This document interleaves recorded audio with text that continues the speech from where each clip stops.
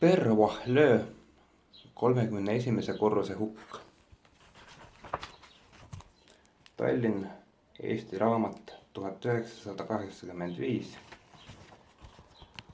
Originaalis 1966, rootsi keelest tõlkinud Üle Vaaloe. 18. peatükk. Eeslinn asus paarkümmend kilomeetrit lõuna poole ja kuulus kategooriasse, mida Sotsiaalministeeriumi asjatundjad nimetasid tavaliselt isetervenevaks rajooniks. See oli ehitatud suure korteri kriisi ajal ja koosnes umbes 30 kõrghoonest, mis olid paigutatud sümmeetriliselt bussijaama ja niinimetatud kaubanduskeskuse ümber. Praeguseks oli bussiliin maha võetud ja peaaegu kõik kauplused suletud. Suurt kividest laotud piazzat kasutati autode surnuaiana ja üürimajades oli vaevalt 20% korteritest asustatud. Komissari Jensen otsis mõningase vaevaga õige aadressi üles, parkis auto ja astus välja. Maja oli 14-korruseline ja nendelt kohtadelt, kus krohv ei olnud maha koorunud, olid seinad niiskusest mustad.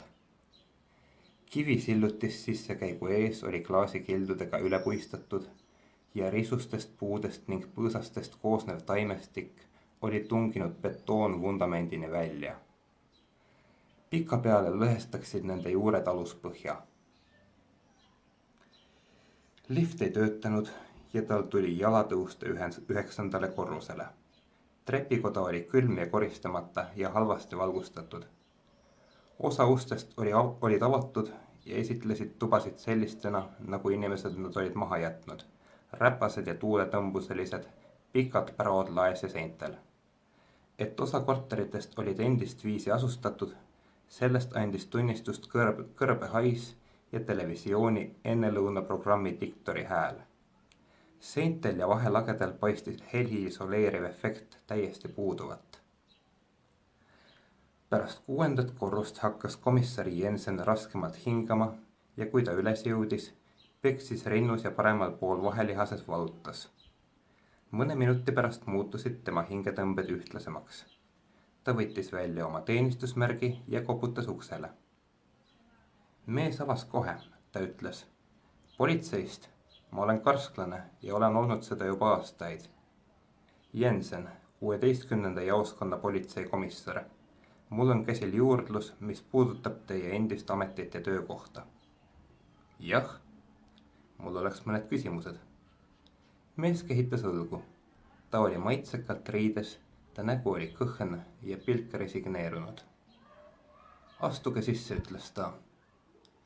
Korter oli standardne, samuti ka sisustus. Riiulil oli umbes 20 raamatut, laual seisis tass kohvi, või, leib, juust ja ajaleht. Olge nii lahke, istuge. Jensen vaatas toas ringi. Kõiges olulises meenutas korter tema enda oma. Ta istus ja võttis taskust sulepea ning märkmiku. Millal te töölt ära tulite? Möödunud aasta detsembris, vahetult enne jõulusid. Kas te lahkusite omal soovil? Jah. Olite te kaua kontserni heaks töötanud? Jah. Miks te lahkusite? Mees võttis lonksu kohvi ja vaatas lakke. See on pikk lugu. Vaevalt võiks see teile huvi pakkuda. Miks te töölt lahkusite? Okei, mul ei ole mingeid saladusi. Ainult kogu seda asja on raske seletada. Proovige siiski. Kõigepealt väide, et ma ise ära tulin, on 2 otsaga tõde. Selgitage lähemalt. See võtaks mitu päeva aega.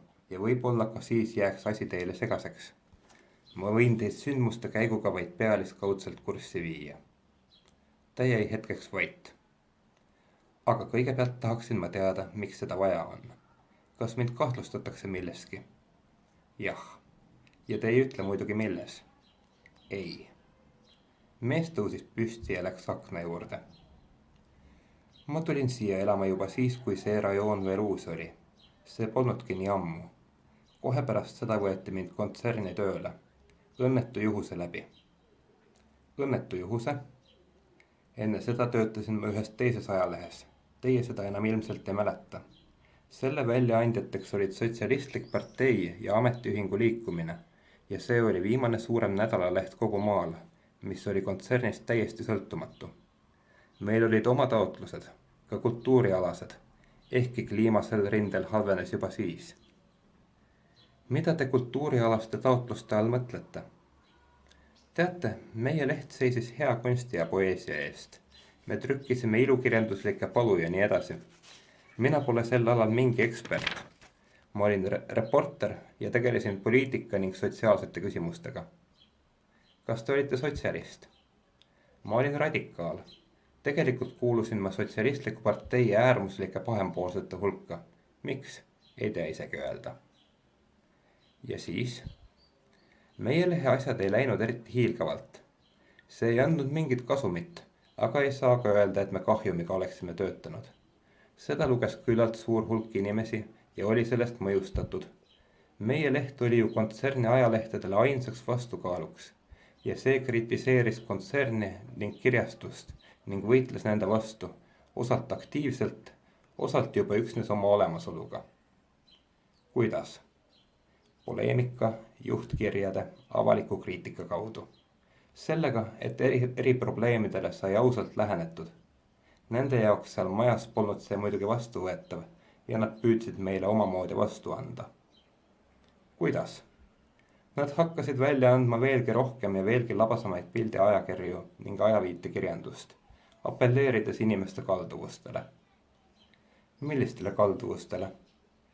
Eelistada piltide vaatamist lugemisele ja, kui nad üleüldse midagi lugesid, siis eelistada igasuguseid absoluutselt mitte midagi ütlevaid triviaalsusi sellele, mis neid võiks mõtlema või oma seisukohti otsima panna.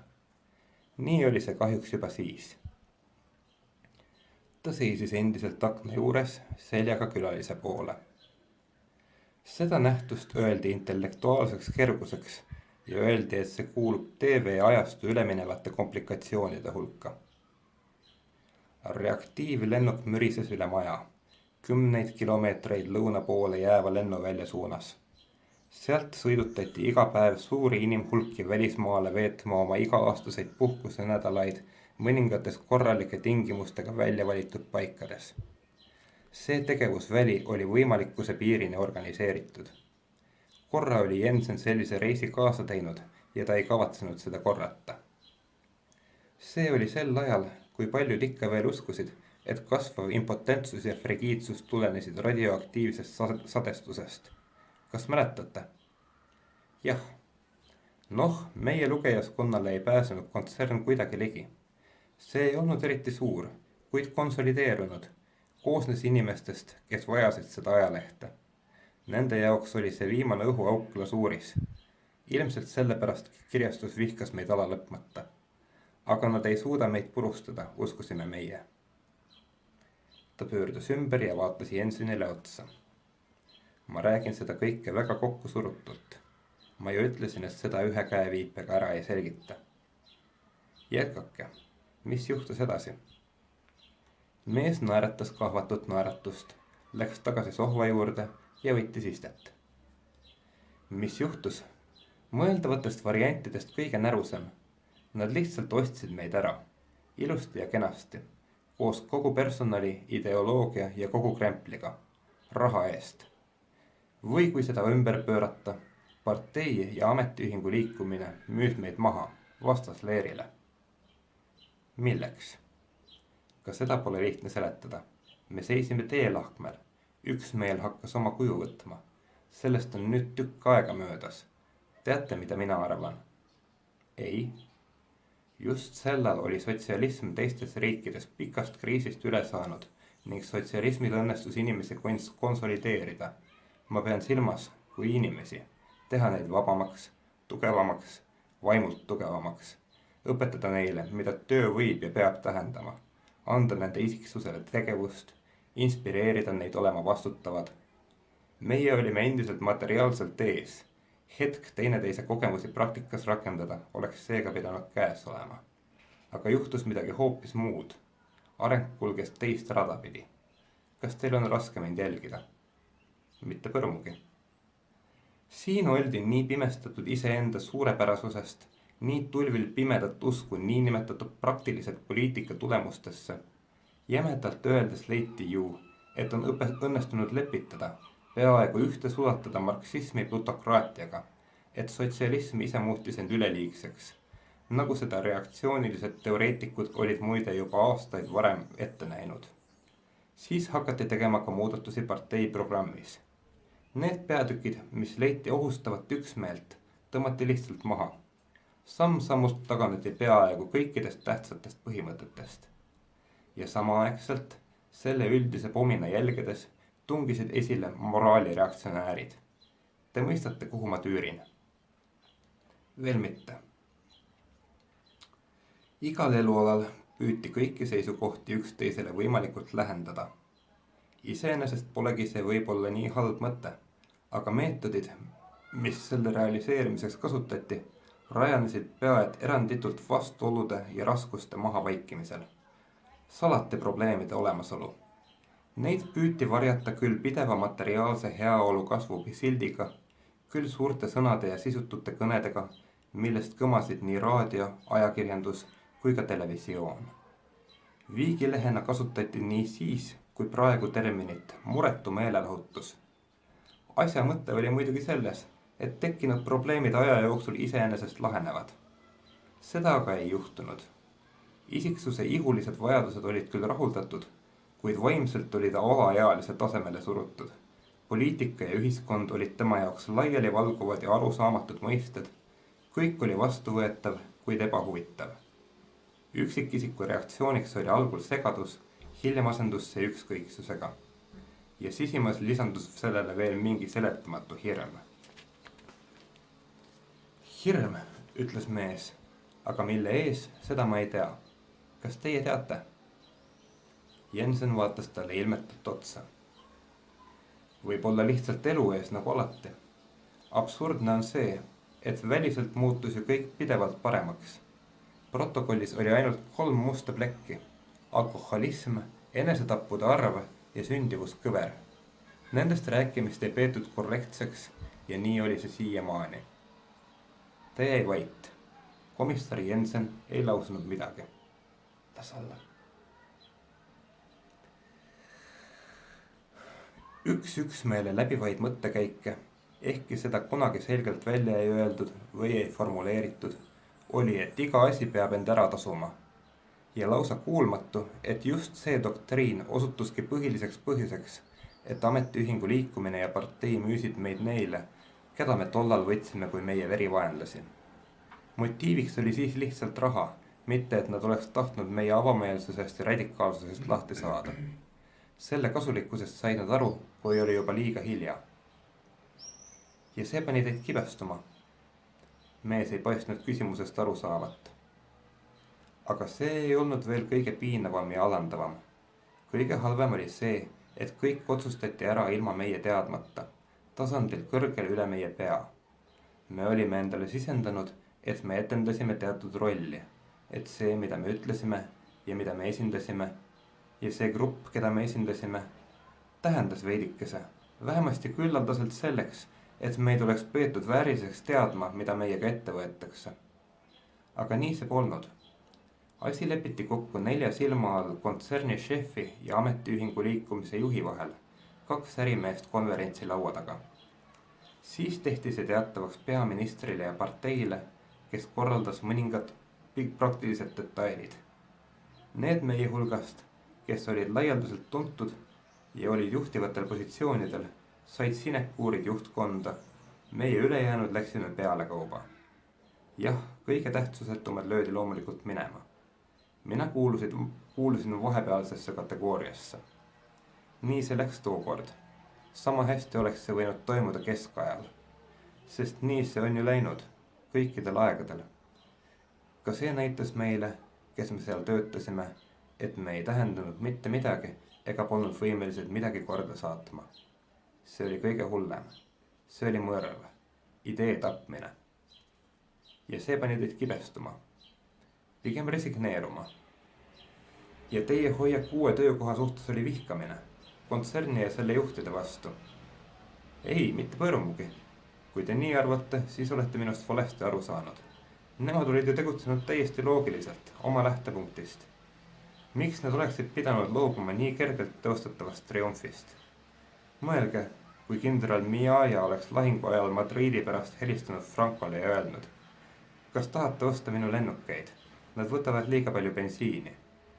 Kas võrdlus ütleb teile midagi? Ei. Muide, see pole adekvaatne. Igal juhul võin ma vastata teie küsimusele ühemõtteliselt. Ei, ma ei vihanud kirjastust. Ei siis, kui ma seal töötasin, ega ka hiljem. Mind koheldi seal hästi. Aga nad ju vallandasid teid. Võtke arvesse, humaansetel kaalutlustel, ja tegelikult provotseerisin ma seda. Kuidas? Ma kuritarvitasin tahtlikult nende usaldust, nagu öeldakse. Mil moel? Mind saadeti sügisel välismaale ühe artikliseeria jaoks materjali koguma. See pidi kirjeldama ühe inimese elu, ühe mehe teed edule ja rikkusele. Lugu pidi tulema ühest rahvusvaheliselt tuntud televisioonitähest, ühest neist, keda rahvale pidevalt vägisi sisse söödetakse. Selliste värkidega ma tegelesingi kõik need aastad. Kirjutasin õpetlikke ja ilustatud lugusid kuulsuste elukäikudest. Aga see oli esimene kord, kui mulle anti võimalus sõita seda tegema teise riiki. Ta naeratas oma tagasihoidlikku naeratust ja trummeldas sõrmedega vastu lauanurka. See mees, mu järjekordne kangelane, oli juhuslikult sündinud ühes sotsialistlikus riigis. Muide ühes neist, mida me hoolikalt oleme kahe silma vahele jätnud. Ma kaldun isegi arvama, et meie valitsuski pole seda veel tunnustanud. Ta vaatas nukralt ja uurivalt Jensenile otsa. Ja kas te teate, mida ma tegin? Ma kasutasin artiklite seeriat selleks, et anda põhjalik ja valdavalt positiivne analüüs selle maa poliitikast ja kultuuritasemest, võrreldes nende tingimustega, mis meil valitsesid. Artikleid muidugi ei avaldatud ja ausalt öeldes ega ma sellega eriti ei arvestanudki. Ta pidas lühikese pausi ja kortsutas kulmu. Siis ütles: naljakas on see, et ma ei tea siiamaani, miks ma seda tegin. Jonni pärast. Mõeldav, aga ikkagi, aastaid pole ma kellegagi nendest asjadest rääkinud. Ma ei tea muide, miks ma seda praegu teen. Ma ei usu, et ma nende asjade peale isegi mõelnud oleks. Kaotasin igasuguse isu juba pärast paari nädalat kirjastuses. Siis istusin seal ja kirjutasin, mida nad saada tahtsid, lehekülg siia ja lehekülg sinna. Alguses uskusid nad minust ilmselt enamat, kui selleks põhjust oli. Siis jagasid nad ära, et ma olen ohutu ning minust võib saada kasutamiskõlbulik väike hammasratas suures masinavärgis. Aga alles siis rääkisid nad isegi minu üleviimisest eriosakonda. Võib-olla teate, mis see on? Ma olen kuulnud sellest räägitavat. Seda nimetatakse ka 31. osakonnaks. Seda peetakse üheks kõige tähtsamaks. Miks, seda ma ei tea. Sellest räägitakse harva ja töö seal on ümbritsetud suure saladuskattega. Seal tegeldakse vist mingisuguse planeerimisega. Slängis nimetatakse seda dammigrupiks. Kord tuligi minu suhtes jutuks sinna üleviimine, aga küllap nad siis said aru, et ainus, milleks ma kõlban, on kuulsustele ilusa ja kena sootuse kokku soperdamine. Neil oli muide täiesti õigus. Ta näppis hajameelselt kohvitassi. Ja siis äkki keerasin ma selle loo kokku. Taeva pärast küll nad imestasid. Komissar Jensen noogutas. Vaadake, ma tundsin, et ma ei suuda enam kunagi midagi kirjutada ja ma ei suutnud äkki leppida mõttega, et viimane asi, mida ma kirjutan, on kokku valetatud roosavärviline nutulugu ühe mölaka kohta, suli ilustamine, kes teenib miljoneid selle pealt, et on õudse väljanägemisega ega oska laulda ning reisib mööda maailma ringi ja skandaalitseb homode seksbordellides. Ja see oli viimane, mida te kirjutasite. Jah, ma jätsin kirjutamise maha. Ma teadsin juba varem, et olen end tühjaks kirjutanud, et ma ei ole enam millekski suuteline. Ja siis saabus hetk, kus ma enam ei saanud. Otsin endale tasapisi mingi uue töö, ükskõik millise. Kerge see ei saa muidugi olema, sest ega meie ajakirjanikud suurt midagi ei oska. Aga midagi ma ikka leian. Tänapäeval ei pea keegi enam midagi oskama. millest te elate? Kirjastuses oldi minu vastu väga heatahtlikud. Nad ütlesid, et nad teavad, et ma omadega läbi olen, maksid mulle 4 kuu palga ja lubasid mul kohe lahkuda. Ja peale selle andsid teile veel diplomi. Mees vaatas Jensenit üllatunult. Jah, nii naeruväärne kui see ka poleks. Kust te seda teadsite? Kus see praegu on? Seda ei ole enam. Hea meelega ütleksin, et rebisin selle väikesteks tükkideks ja viskasin 31. korruse aknast välja, aga tegelikult viskasin ma selle hoopis proosaliselt lihtsalt minema, enne kui ma sealt ära tulin. Kas te kekardasite selle kokku? Muidu oleks seda ilmselt raske olnud paberikorvi toppida. Nagu ma mäletan, oli see üpris suur. Aga miks te seda küsite? Komissar Jensenil oli varuks veel 4 küsimust. Kas see on teie alaline korter? Nagu ma juba ütlesin, elan siin maja valmis saamisest peale ja seni kuni vett ja elektrit on, ma siit lahkuda ei kavatse. Mingil moel on siin parem kui varem. Naabreid ei ole ja seda, et siin läbi kostab, ei pane tähelegi. Mispärast seda 31. osakonnaks nimetatakse? Ruumid asuvad 31. korrusel. Kas siis majas on ka 31. korrus? Jah, ööningu sarjapildi ajakirjade toimetuse ja katuse terrassi vahel. Liftid sinna ei käi. Kas te olete seal olnud? Ei, mitte kunagi. Enamus ei teagi, et see olemas on. Enne kui nad lahku läksid, ütles mees. Mul on kahju, et ma rääkisin nii ebaselgelt. See võis tunduda ähmasena ja naiivsena, sest ma püüdsin teha nii lihtsalt ja kokkuvõtlikult kui võimalik. Aga te ise ju tahtsite. Ja lõpuks, muuseas, kas mind ikka veel milleski kahtlustatakse? Jensen oli juba trepikotta jõudnud ega vastanud. Mees seisis endiselt uksel. Ta ei paistnud häirituna, pigem ükskõikse ja üpris väsinuna. Luges Martin Luiga.